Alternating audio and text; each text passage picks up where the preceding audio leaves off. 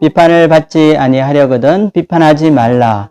너희가 비판하는 그 비판으로 너희가 비판을 받을 것이요 너희가 헤아리는 그 헤아림으로 너희가 헤아림을 받을 것이니라.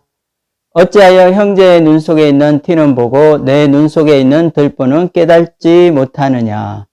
보라, 내 눈 속에 있는 들보가 있는데 어찌하여 형제에게 말하기를 나로 내 눈 속에 있는 티를 빼게 하라 하겠느냐. 외식하는 자여, 먼저 내 눈 속에서 들보를 빼어라. 그 후에야 밝히 보고 형제의 눈 속에서 티를 빼리라. 거룩한 것을 개에게 주지 말며 너희 진주를 돼지 앞에 던지지 말라. 그들이 그것을 발로 밟고 돌이켜 너희를 찢어 상하게 할까 염려하라.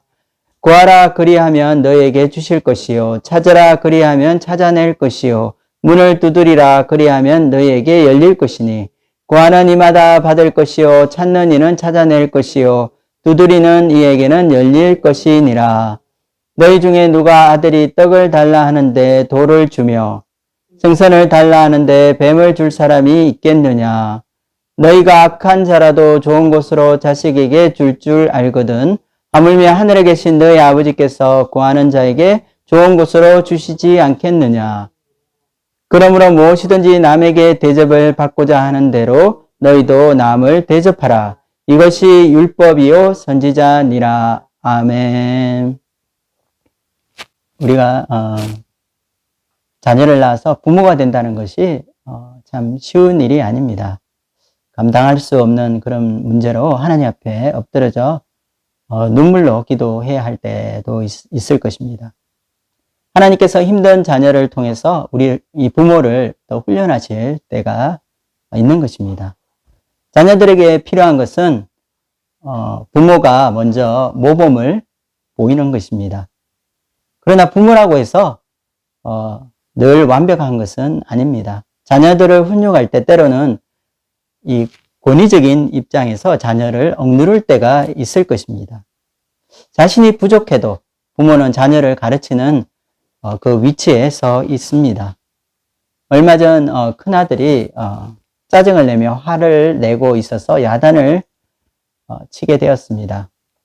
이런 일이 생길 때마다 나도 왠지 모르게 마음에 화가 나기 시작하고 또 야단치는 내가 짜증을 내고 있었던 것 같습니다. 그때 큰아들이 이런 말을 했습니다. 아빠는 자기도 짜증내고 화내면서 나한테 짜증내지 말라고 또 화내지 말라고 말할 수 있어요? 아들의 이 말은 나의 뒤통수를 한 대 후려쳤습니다. 말도 못하고 그냥 헛웃음이 나왔습니다. 맞는 말이기 때문입니다. 우리는 부모의 입장에서 아니면 또 선배 입장에서 형이나 언니 혹은 연장자의 입장에서 자신은 완전한 사람이고 상대는 겸손히 내 말을 들어야 할 사람이라는 그런 태도를 취할 경우가 있습니다. 그러나 자세히 살펴보면 내가 비난하는 그 행동과 그 말을 언젠가는 나도 똑같이 하고 있을 때가 있다는 말입니다. 오늘 마태복음 이 7장 말씀에서 예수님께서는 우리가 범하기 쉬운 이 비난과 비방의 문제, 남을 판단하는 문제에 대해 좋은 해결책을 말씀해 주십니다. 또한 이것은 우리에게 황금률이라는 말로 더 잘 알려져 있는 말씀이기도 합니다. 남에게 대접받고 싶은 대로 남을 대접하라. 이것은 율법과 선지자의 표준이자 요약본이라고 할 수 있습니다. 이 황금률에는 성경의 기본 정신이 들어 있습니다. 오늘 말씀을 통해서 인간관계에서 우리가 따라야 할 영적인 원리를 저와 여러분이 함께 배우기를 소원합니다. 1절을 보겠습니다. 비판을 받지 아니하려거든 비판하지 말라. 오늘 말씀에서 예수님께서 원하시는 것은 우리가 비판하지 않는 것입니다. 우리는 누군가의 잘못이 눈에 띄고 제대로 일하고 있지 않는 사람을 만나면 비판하고 싶은 유혹에 쉽게 빠집니다. 그런데 예수님께서는 우리가 비판하지 말아야 하는 합리적인 이유가 있다고 말씀하고 계십니다. 우리가 아무 생각 없이 쉽게 하고 있는 이 비판이 왜 해서는 안 되는 것이고 또 왜 옳지 않은 것인지 그 이유를 구체적으로 지적해 주십니다.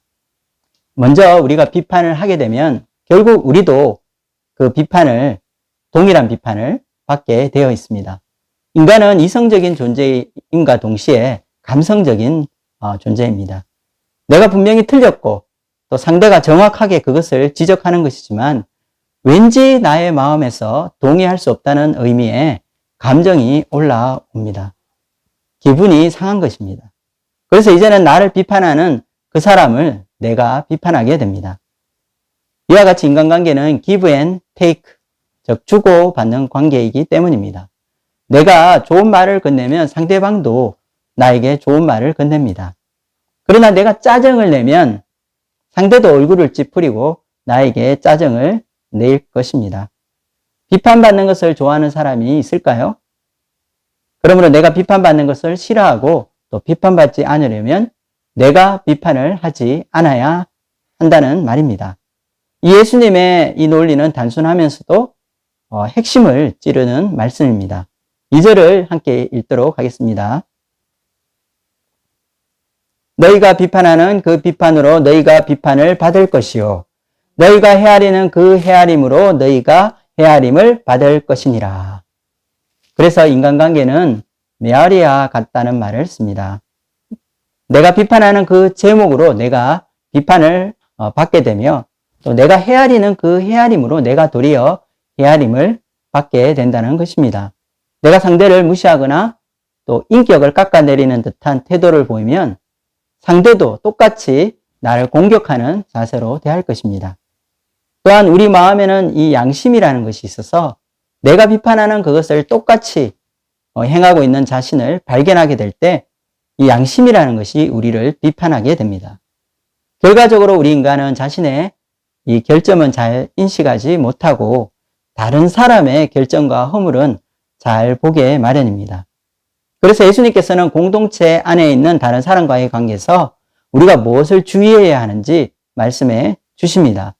그것은 작은 티와 같은 다른 사람의 잘못보다는 더 큰 허물이 나에게 존재한다는 사실을 기억하는 것입니다.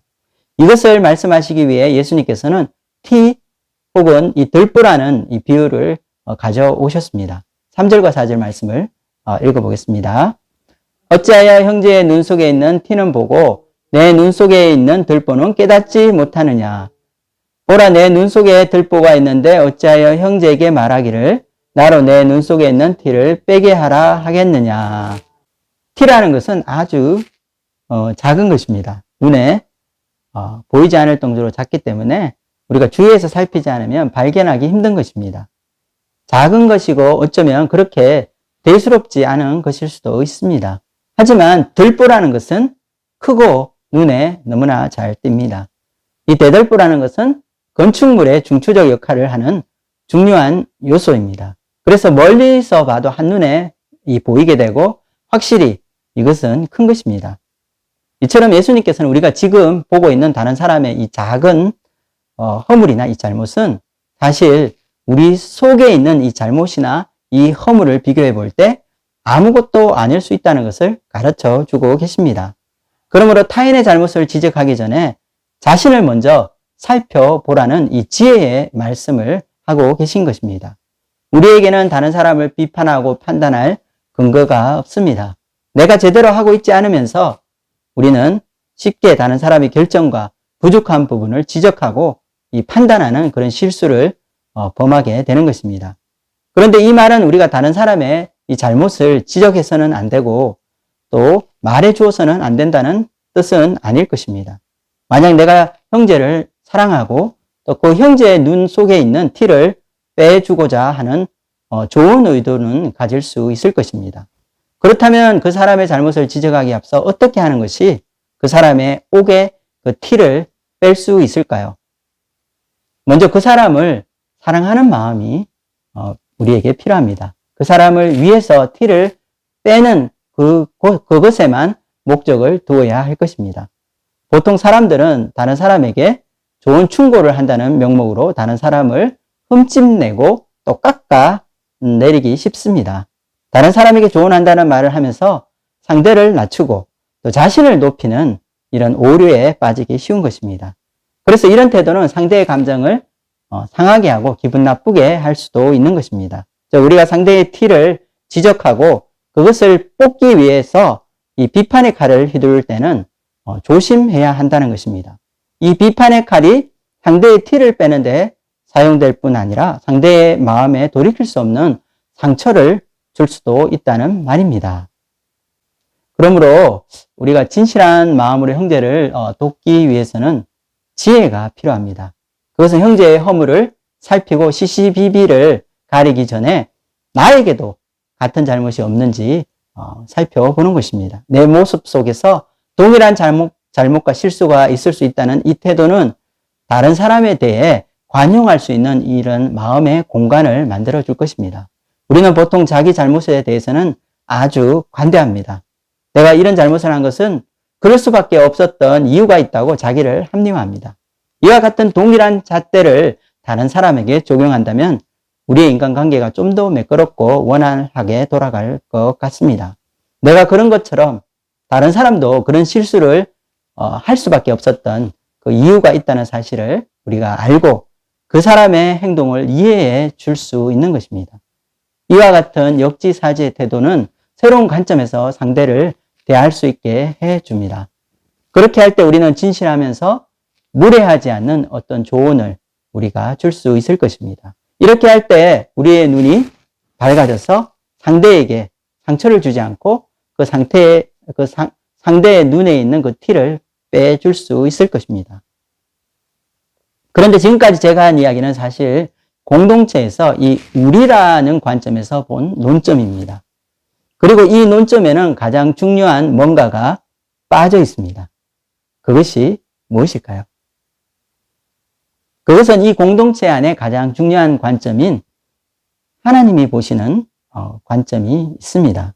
이것을 위해 우리는 상대의 잘못을 비판한다고 할 때 쓰여진 이 비판이라는 이 단어를 주목할 필요가 있습니다.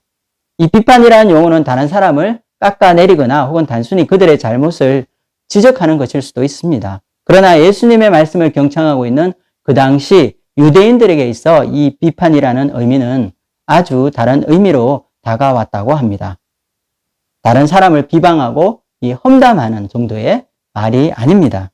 이것은 재판관으로서 최종 판결을 내리는 그런 뜻을 함유하고 있다고 합니다. 즉 재판관의 입장에 있어서 그 사람을 판정하는 것입니다. 이 사람은 이러하기 때문에 틀렸어. 이 사람은 이렇기 때문에 안 돼. 라는 말을 하는 것과 같습니다. 그 사람의 잘잘못뿐만 아니라 그 사람의 인격까지 모두 판단해 버리는 것입니다. 이와 같이 우리가 상대를 비판할 때 더 중요한 것을 놓치게 되는 것이 있습니다.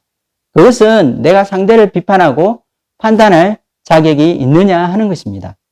두 사람의 관계에서만 뿐 아니라 하나님 앞에서 우리의 관계를 새롭게 정의해야 하는 문제입니다. 우리가 가지고 있는 좋은 의도이든 또 나쁜 의도이든 비판이라는 자체에 대한 우리의 의식이 바뀌어야 합니다. 사람들은 흔히 자신이 다른 사람을 비판할 수 있는 위치에 있다고 생각합니다. 그것이 사회적인 지위건 혹은 자신이 가지고 있는 인간적인 조건이나 신분이건 자신은 충분히 자격이 된다고 생각하는 것입니다.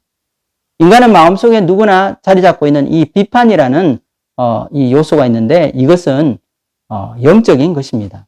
성경을 통해서 볼 때 비판할 수 있는 자격을 가지고 있는 자는 오직 하나님밖에 없는 것입니다.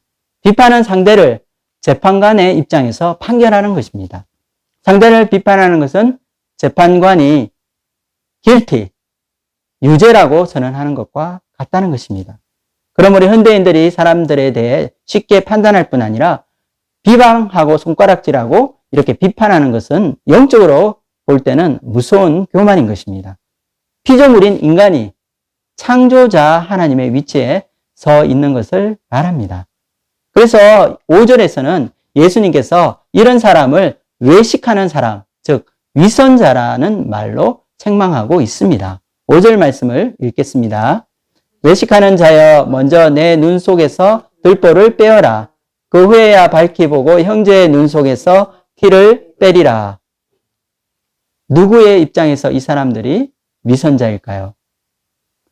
하나님 편에서 볼 때 이 사람들은 모두 위선자들입니다. 최종 판결을 해서 최종 판단을 내려서 판결을 내릴 수 있는 분은 하나님밖에 없습니다. 그리고 이 하나님의 이 판단과 판결은 공의로운 판단입니다. 그런데 이런 최종 판단이 있기 전 피조물인 인간이 마치 자신이 재판관이나 된 것처럼 다른 사람을 비판하고 판단하고 있습니다. 이것은 교만의 죄이며 하나님을 업신여기는 죄에 해당합니다. 이처럼 하나님 앞에서 보게 되면 이렇게 판단하고 비판하는 자들, 또한 비판을 받는 자와 다를 바가 전혀 없다는 사실입니다. 그들 또한 나은 것이 없으며 자신이 판단하고 비난하는 그 동일한 잘못을 저지르는 그런 사람들입니다.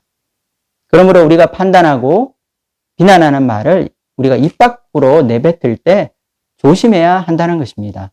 내가 이런 말을 할 자격이 있는 자인지 자신을 먼저 살펴보아야 하는 것입니다. 무엇보다 하나님 앞에서 내가 심판자의 입장에 서지 않도록 주의해야 합니다. 그러나 인간은 동일한 잘못을 자신도 하면서 함부로 다른 사람을 비난한 일을 하게 됩니다. 성경은 우리가 말에 있어서 얼마나 쉽게 실수를 저지르고 있는지 말해주고 있습니다. 말을 잘하면 말 한마디로 천냥빚을 갚을 수 있다는 우리 속담이 있습니다. 하지만 반대로 우리가 말 한마디로 실수해서 원수가 되기도 하고 듣는 사람을 빗으로 찔러 씻을 수 없는 상처를 줄 수도 있다는 것입니다. 사람들의 말다툼이나 싸움을 잘 들여다보면 대부분 이 실언이나 말 실수에 의해서 일어나는 일들이 참 많은 것을 볼 수 있습니다. 탈무드에는 혀에 대한 다양한 스토리가 나옵니다. 그 중에 표현이 재미있고 흥미로운 한 표현이 있는데요. 그러나 이 표현 안에는 우리가 말로서 저지를 수 있는 무서운 죄를 경고하는 내용을 담고 있습니다. 유대인들이 생각하는 이 혀는 너무나 다루기 힘들고 또 위험한 것이었습니다. 그래서 하나님께서는 이 두려운 존재를 두 개의 이 벽으로 막아서 사람들이 잘 안 보이는 곳에 숨겨 두었다고 생각했습니다. 그리고 이 두 개의 벽은 바로 입술과 이빨입니다. 이처럼 말은 단 한 번의 실수로도 날이 서 있는 칼날처럼 무서워 사람들의 마음에 상처를 주고 그들의 뼈마저 부러뜨릴 수 있다고 생각한 것입니다. 그래서 유대인들은 말로 저지르는 범죄를 아주 심각하게 다루고 있습니다. 이것은 다른 사람을 상해하거나 또 혹은 물건을 약탈하는 죄보다 더 무겁게 취급하고 있다는 것입니다. 단지 경제적인 피해나 신체적인 피해를 넘어서 한 사람의 인격에 심각한 상처를 주고 그의 삶 전체를 무너뜨릴 수 있기 때문입니다. 야고보 선생님은 야고보서 말씀에서 이 혀라는 존재를 삶 전체의 수레바퀴를 사를 수 있는 위험하고도 무서운 것으로 정의하고 있습니다. 야고보서 3장 6절 말씀을 읽겠습니다. 혀는 곧 불이요 불의의 세계라. 혀는 우리 지체 중에서 온몸을 더럽히고 삶의 수레바퀴를 불사르나니 그 사르는 것이 지옥불에서 나느니라. 이와 같이 혀는 신체 기관 중에서 우리가 제어하기 가장 힘든 것입니다. 그 성격이 불과 같아서 모든 것을 사르고 태우게 되는 것입니다. 이것은 우리가 하는 이 말의 무서운 파괴력을 보여주고 있는 것입니다. 말로 인한 중상모략과 비방과 이 정죄의 결과는 지옥불에 이르는 것과 같이 심각한 결과를 낳게 되는 것입니다. 그러므로 우리는 혀를 제어하고 우리의 입을 단속할 수 있는 방법을 강구해야 합니다. 우리의 입에 재갈을 물려서 우리의 혀를 제어하며 항상 입 단속을 해야 한다는 것입니다. 함께 6절 말씀을 우리가 함께 읽어보겠습니다. 거룩한 것을 개에게 주지 말며 너희 진주를 돼지 앞에 던지지 말라. 그들이 그것을 발로 밟고 돌이켜 너희를 찢어 상하게 할까 염려하라. 지금 보고 있는 이 마태복음 7장 6절 말씀은 보통 이 성경에서 난제라고 하죠. 성경에서 해석하기 어려운 구절입니다. 앞뒤 문맥을 볼 때 이 구절이 의미하는 것이 애매하고 분명하지 않기 때문입니다. 왜 갑자기 거룩한 것과 진주가 나왔을까요? 보통 이 말씀은 귀하고 거룩한 이 복음을 전할 때에 개와 돼지와 같이 복음의 가치를 모르는 자들에게 전하지 말라는 뜻으로 해석되기도 합니다. 우리가 생명의 복음을 전할 때 이런 지혜가 필요합니다.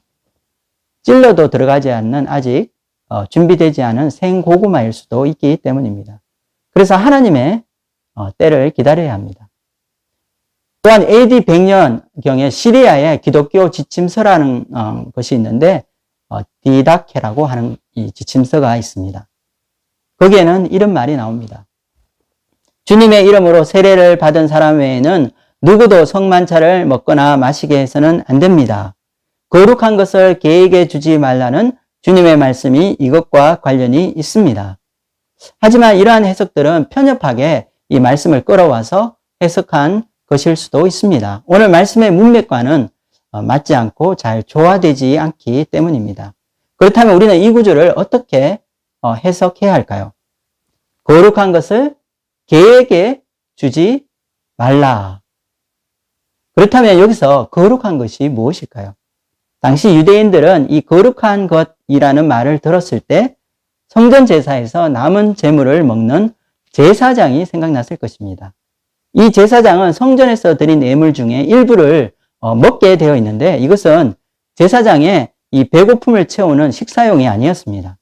제사장의 이 거룩한 예물을 먹느냐 먹지 않느냐는 아주 중요했습니다. 제사장이 제물을 먹음으로 제물을 드린 자의 속죄와 잘못된 이 행위에 대한 이 용서가 하나님께 받아졌다고 이해된 것입니다.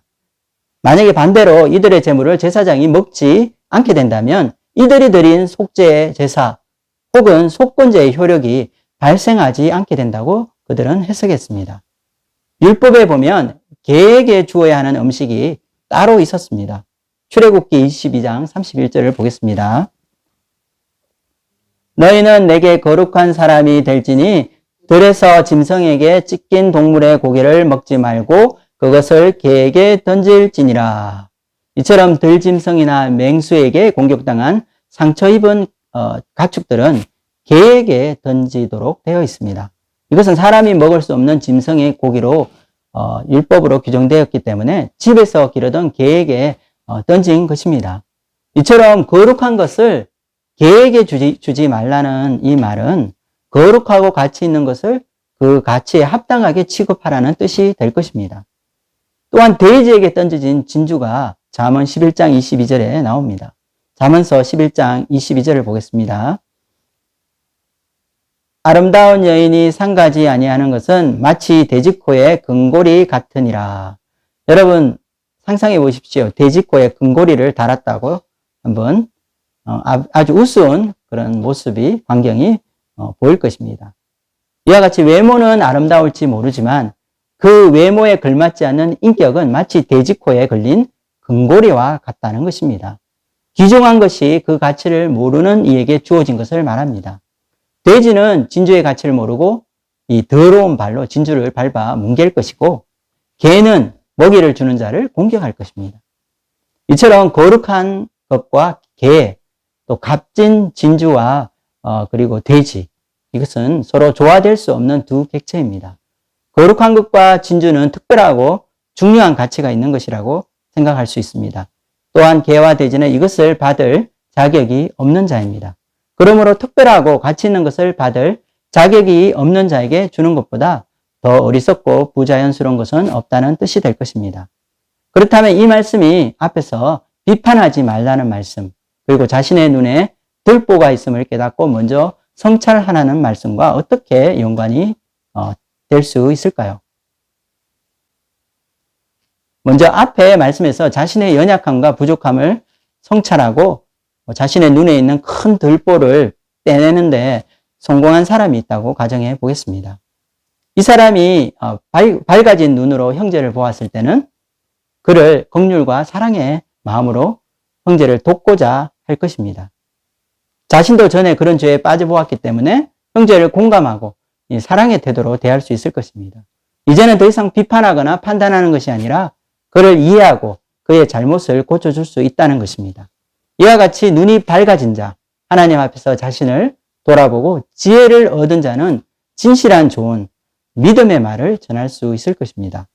이러한 충원은 사망의 길로 가는 다른 사람의 생명을 살리고 그들을 같은 잘못에서 구원해낼 수 있는 귀중한 것입니다. 예수님께서는 진실한 마음으로 남의 이 티를 빼주기 위해서 충원하는 사람의 말을 거룩한 것이나 혹은 값진 진주라는 표현으로 말씀하셨습니다. 그러나 세상 사람들이 다 이런 충원이나 이 진심 어린 조언을 받아들이는 것은 아닐 것입니다. 오히려 자신을 위해 건네준 이런 진실한 말을 해준 사람을 헐뜯고 바른 사람도 있을 것입니다. 마치 자기가 자기 잘못한 것을 공격받는 것처럼 예민하게 반응하고 또 이렇게 상대를 공격하는 그런 사람이 있다는 것입니다. 이들은 개와 돼지와 같이 충원을 받을 자격이 없는 자들입니다. 이들에게는 이런 사람의 조언이 필요하지 않습니다. 이것은 우리가 복음을 전할 때도 마찬가지로 우리가 볼 수 있는 일입니다. 우리가 전하는 복음은 기쁜 소식이지만 사실 그 안에는 날카로운 양날의 금과 같은 말씀이 들어 있습니다. 즉 복음을 영접하고 예수님을 믿기 위해서는 우리의 수치스럽고 또 부끄러운 이 내면을 드러내고 회개해야 하는 과정을 거쳐야 하는 것입니다. 마치 사마리아 여인이 자신의 이 부끄러운 과거의 남편 문제를 드러내야 하는 그런 과정이 필요한 것과 같습니다. 그러므로 우리는 복음을 전할 때 예수를 믿으면 행복해진다는 말만 전할 수는 없는 것입니다. 죄사함을 받고 구원을 얻기 위해서는 인간의 죄성과 이 본성에 대한 그 근본적인 이해가 선행되어야 하기 때문입니다. 자신의 내면에 죄악된 모습이 낱낱이 드러나고 하나님 앞에 엎드려지는 이 고통스러운 회개의 과정이 필요하다는 것입니다. 이것이 복음입니다. 진정으로 한 생명을 살리는 이 복음이며 한 영혼이 자신의 들보를 발견하고 회개하여 변화받는 구원의 복음이 되는 것입니다. 그런데 이 복음을 받지 않고 오히려 전하는 사람을 해하려는 무리들이 있습니다. 우리가 잘 아는 이 사도 바울도 자신의 전하는 복음으로 인해 많은 고난을 겪었습니다. 매를 맞기도 하고 감옥에 갇히기도 하고 수많은 고난과 고초를 당하는 일이 있었습니다. 진주와 같은 보배로운 복음을 거부하고 오히려 해하려고 달려오는 자들이 있습니다. 이같이 복음을 듣고도 회개하지 않고 자신의 눈에 이 들보를 빼려고 하지 않는 자들은 마치 돼지나 개와 같이 진리의 가치를 알아보지 못하는 그런 이들입니다. 이들은 생명의 복음을 전하는 자들에게 덤벼들어서 밟고 그들을 찢어 상하게 할 것입니다. 다 함께 잠언서 9장 8절 말씀을 읽겠습니다. 거만한 자를 책망하지 말라. 그가 너를 미워할까 두려우니라. 지혜 있는 자를 책망하라. 그가 너를 사랑하리라. 우리는 이와 같이 거만한 자와 이 지혜 있는 자를 분별하는 능력이 있어야 합니다. 복음을 받아들일 준비가 되어 있지 않은 사람은 그 마음에 악한 의도와 도끼가 있는 자일 수 있습니다. 늑대와 같이 울부짖고 삼킬 자를 찾는 자는 우리가 피해야 하는 것입니다. 그래서 예수님께서도 복음을 받지 않고 거부하거나 이 배척하는 자들은 상대하지 말고 이 발의 먼지를 떨어버리라고 말씀하셨습니다. 마태복음 10장 14절을 읽겠습니다. 누구든지 너희를 영접하지도 아니하고 너희 말을 듣지도 아니하거든 그 집이나 성에서 나가 너희 발의 먼지를 떨어버리라. 복음을 경멸하는 자들에게 이 무분별한 이 전도는 위험한 것일 수 있습니다. 7절과 8절 말씀을 우리 함께 읽어보겠습니다. 구하라 그리하면 너에게 주실 것이요 찾으라 그리하면 찾아낼 것이요 문을 두드리라 그리하면 너에게 열릴 것이니 구하는 이마다 받을 것이요 찾는 이는 찾아낼 것이요 두드린 이에게는 열릴 것이니라. 7절과 8절 말씀입니다. 하나님께 구하면 주신다는 말씀이 이어지고 있습니다. 야고보서 1장에 보면 하나님께 구할 때 하나님이 후히 주시는 것이 있습니다. 하나님께 구할 때 후히 주시는 것은 지혜입니다. 너희 중에 누구든지 지혜가 부족하거든 모든 사람에게 후히 주시고 꾸짖지 아니하시는 하나님께 구하라. 그리하면 주시리라. 야고보서 1장 5절 말씀입니다. 우리가 하나님께 간절히 구하고 찾고 두드려야 하는 것은 무엇일까요? 바로 이런 분별력을 주시도록 기도하는 것입니다. 지혜로운 자와 거만한 자를 구별할 수 있는 분별력입니다. 이것을 구하면 하나님께서 후히 넉넉하게 흘러 넘치도록 주신다고 말씀하시는 것입니다. 우리가 하나님께 구하는 이유는 하나님께서 아버지이시기 때문입니다. 하나님은 자녀에게 필요한 것을 공급하시기를 기뻐하시는 자비하시고 인자하신 아버지이십니다. 형제를 돕기 위해서 지혜를 구하는 사람, 세상에 방황하는 그 영혼들을 구원하는 이 복음의 능력과 그들을 섬길 분별력을 구하는 사람, 이 모든 자에게 하나님께서는 후하게 넉넉하게 채워주십니다. 하나님의 이 모든 것을 우리에게 공급해 주시는 아버지이시기 때문입니다. 9절에서 10절 말씀 다시 읽어보겠습니다. 너희 중에 누가 아들이 떡을 달라 하는데 돌을 주며 생선을 달라 하는데 뱀을 줄 사람이 있겠느냐? 너희가 악한 자라도 좋은 것으로 자식에게 줄 알거든. 하물며 하늘에 계신 너희 아버지께서 구하는 자에게 좋은 것으로 주시지 않겠느냐?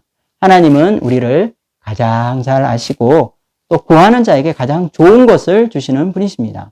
하나님께 우리가 진정으로 구해야 할 것은 선한 분별력으로 복음을 전할 수 있는 지혜, 그리고 사람을 도울 수 있는 하나님의 지혜입니다. 우리에게 하늘의 지혜를 주시는 하나님께 나아가서 형제를 섬기고 또 복음을 전할 수 있는 이 성령님의 지혜와 분별력을 주시도록 저와 여러분이 함께 기도하기를 원합니다. 12절 말씀을 읽겠습니다.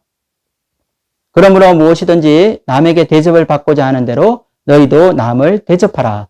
이것이 율법이요 선지자니라. 이제 오늘 말씀의 결론 부분에 도달하게 되었습니다. 바로 오늘 말씀의 주제입니다. 예수님께서는 무엇이든지 남에게 대접받고 싶은 대로 남을 대접하라고 말씀하십니다. 이것이 율법이요 선지자의 핵심적인 윤리임을 강조하고 있습니다. 주석 학자인 바클레이라는 사람은 이 예수님의 말씀을 사회윤리의 최고봉이요 모든 윤리적 교훈의 에베레스트라고 최고의 칭찬을 하였습니다. 예수님은 이것이 율법과 선지자, 즉 구약 성경의 이 요약판이라고 말씀하십니다. 율법과 선지자의 핵심 사상을 우리 삶 가운데 적용하고자 할 때 핵심적인 그 정신을 간추려 정리한 것이 바로 이 예수님의 말씀입니다. 이것은 예수님 당시 가장 유명했던 두 지파였던 샴마이랑 힐렐 이 학파 중에서 힐렐 학파의 가르침과 유사한 점이 있다고 합니다. 힐렐 학파의 가르침 중에 이런 것이 있습니다. 내가 싫어하는 것은 남에게도 하지 말라. 이것이 모든 토라이며 그 나머지는 이에 대한 주석일 뿐이다. 힐렐의 유명한 글귀는 부정적인 면을 강조하고 있습니다. 상대방이 하기 싫은 것은 나도 하기 싫은 것입니다. 그러므로 상대방의 입장에서 하기 싫은 것을 시키지 말라는 격언입니다. 하지만 오늘 예수님의 말씀은 좀 더 적극적이고 긍정적입니다. 내가 대접받기 원하는 그대로 남에게 해 주어라는 것입니다. 이것은 사랑의 표현입니다. 남들이 하기 싫은 것을 금지하는 것은 소극적인 사랑의 표현일 수 있습니다. 하지만 예수님의 표현은 좀 더 적극적이고 진취적인 것입니다. 다른 사람을 섬길 때에 내가 받기를 원하는 그 최고의 대접으로 상대에게 베풀라는 그런 말씀이기 때문입니다. 대인관계의 황금률로 묘사되는 이 말씀은 사실 AD 222년에 13년간 로마를 통치했던 이 황제 세베루스 알렉산더라는 이 황제의 이야기에 나오고 있습니다. 그런 예수님의 이 말씀을 너무너무 좋아해서 이 감동을 받았다고 합니다. 그리고 이 말씀을 그의 생활 지침으로 삼게 되었는데 그의 방의 벽에 보면 황금으로 된 이 새겨진 글귀가 있다고 합니다. 그리고 그 글귀에는 바로 이 예수님의 이 말씀이 들어있습니다. 그러므로 무엇이든지 남에게 대접을 받고자 하는 대로 너희도 남을 대접하라. 이 말씀은 비판받기 싫어하는 우리가 남을 비판하지 말아야 하는 이유를 가르쳐 줍니다. 또한 생명의 복음을 듣고 회개함으로 우리의 영혼에 참 자유와 평강을 얻고 또 행복을 얻은 우리가 세상 사람들에게 복음을 전해야 하는 이유도 설명해 주고 있습니다. 주님이 우리에게 전해주신 이 황금률의 말씀은 사람과의 인간관계의 표본으로 삼아야 하는 것입니다. 이 말씀을 실천하게 될 때 인간관계의 윤활유와 같은 작용을 하며 사람을 섬기고 사랑하는 아름다운 사회를 이루어가는데 큰 역할을 하게 될 것입니다. 무엇이든지 남에게 대접받고 싶은 대로 남을 대접하라. 우리가 이 말씀에 순종하여 예수님의 사랑을 실천하는 저와 여러분이 되기를 주님의 이름으로 축원드립니다.